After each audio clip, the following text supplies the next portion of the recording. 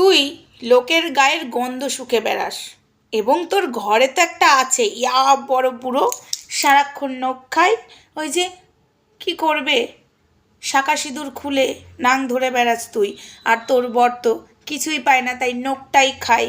তোর বরের ভাজতে ভাজতে গন্ধ বল, তাই জন্যই তুই লোকের গন্ধটা ভালো বুঝতে পারিস। তোর তো গন্ধ শোকা স্বভাব আছে, ঘরে তো তুই দিস না।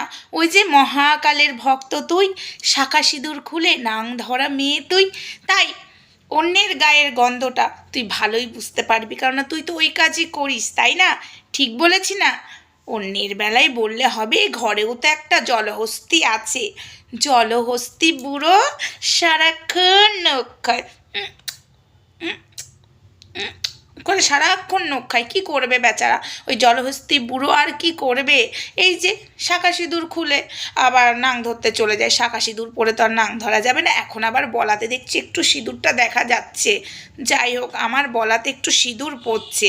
আবারও বলছি, মহাকালের ভক্ত তুই, শাঁখা সিঁদুর খুলে নাং ধরা মেয়ে তুই, সেটা তোর বরের জলহস্তি।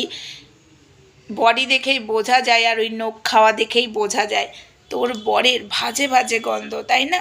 ইস, জলহস্তিটাকে দিয়ে তো কোনো কারবার হয় না। আর জলহস্তিটাও কি করবে? ইস, এই বয়সে জলহস্তি নিয়ে, বুঝি বুঝি তোর দুঃখটা, ওই জন্যই শাঁখা সিঁদুর পরিস না, তাই না?